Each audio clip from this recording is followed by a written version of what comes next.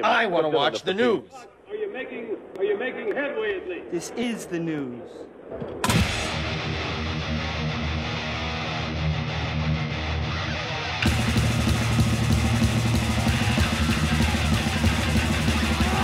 Schmack-a-macabre, it's time for the only news that matters. And Joe Perry's departure from Aerosmith in 1979 was partly a consequence of the guitarist having heard Van Halen's first album. The band's co-founder quit after a backstage argument on tour while Aerosmith was also working on their sixth album, Night in the Ruts. He returned in 1984, but in a new interview with Guitar World, he explained that it wasn't only internal struggles that sent him out the door in the first place. He said, I just had to take care of myself, he said. My personal life wasn't all that great, and I had to deal with that.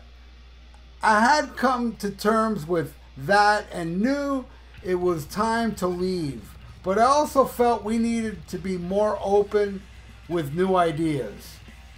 We were rolling into the 80s, and I still remember hearing that first Van Halen record and loving it. I mean, what a great record.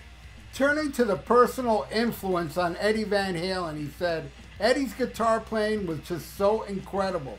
He turned guitar on its fucking ear and was doing stuff that I'd never heard before. I knew it was time for a break because new ideas were needed. But we also needed to readjust our sights and learn to get along again. I remember saying, we're not ready for the 80s. I don't know why I said that. It was just a vibe or a feeling I had. Joe Perry was surprised he wasn't taking off Night in the Ruts. Looking back, Perry said Night in the Ruts wasn't as bad as an album as he thought it was while he was working on it. He said that record was a nightmare, but I have to say it features some of the best playing Aerosmith has ever done in the studio. I remember checking it out after I left, and it was very surprised they left me in since I left in the middle of it. If you look at a song like Cheesecake, the slow slide in the middle, we did that live in the studio, and it's so great. I think it could have been a huge record if we had the chance to tour behind it, but it was not to be. Yeah, I love Night in the Ruts. It's one of my favorite, top 3 Aerosmith albums, and I'm so glad to hear Joe talk about Cheesecake. That's a song not really talked about, not played live. One of my favorite songs on there. Do it, Daddy, do it. And I'm not a fan of slide guitar, but I love the slide guitar Joe does on Cheesecake. It's freaking amazing. Absolutely love that album, and no hits, but man, it's amazing how it's not more talked about, because it is a kick-ass 70s Aerosmith album. I'd put it above Done with Mirrors. Aerosmith was just lethal in the 70s when they were full of piss and vinegar, attitude, and drugs. That's the best Aerosmith there ever will be. And as far as Eddie Van Halen and Van Halen changing everything, yeah. I never thought of that, but for Joe Perry to think, man, I'm not staying in Aerosmith. I just heard Van Halen was partially the reason why he left Aerosmith.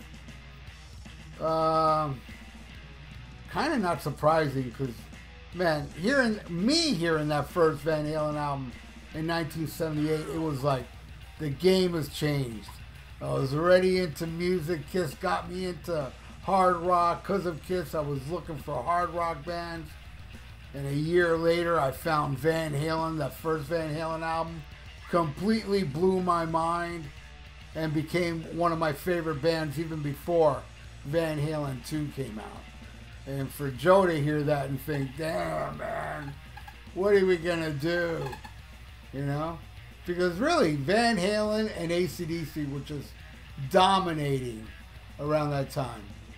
into the 80s. Those two bands were really unmatched, you know, and Aerosmith, you know, had their time, and then they released Rockin' a Hard Place, which, you know, in my personal opinion, I only think side 1 kicks ass on that album. Done with Mirrors is very overrated to the Aerosmith hardcores. I don't see what's good about that album except for 3 songs. My Fist, Your Face, Let the Music Do the Talking, which I do prefer it over the Joe Perry Project version, which most people say is the better version. And The Hop. Those are the only 3 songs I like off of Done with Mirrors, and Permanent Vacation was pretty abysmal too. Pump is where I differ for a lot of people. Other than the stupid Love in an Elevator, Janie's Got a Gun, there's some great stuff on Pump, like Voodoo Medicine Man, Monkey on Your Back, Fine, Fine, Young Lust. There's a lot of great hard rockin' tunes after that. Get a Grip sucked. 9 Lives had its moments. About 2-3 songs I enjoyed off that. I like Jaded from the next album, but that's all I liked off it. And I never ever heard the last one. I heard bad things about it. I heard it's very long, and it's been out for what, 8 years, and I've never ever been in the mood to say, all right, I want to listen to the last Aerosmith album, because I have heard every Aerosmith album up to the one with Jaded, Just Push Play. And it's gotten to the point where, oh man, I'm sick of new Aerosmith. So, there you go. Joe Perry freaked out, and because of other problems, compounded with Eddie's amazing guitar playing. Oh, and also, I remember an interview with Eddie Van Halen back in '78 saying that he met Joe Perry, and Joe Perry was a prick to him.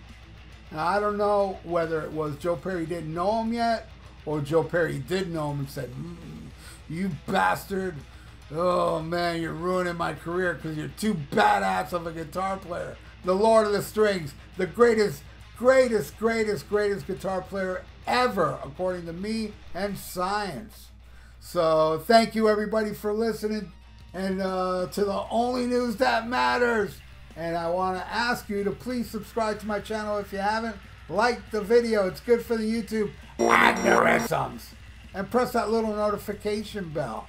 And stay frosty. Listen to Black Sabbath and smack 'em a gob. Farewell and adieu to you fair Spanish ladies. Farewell and adieu, you ladies of Spain. For we've received orders for to sail back to Boston. And so never more shall we see you again.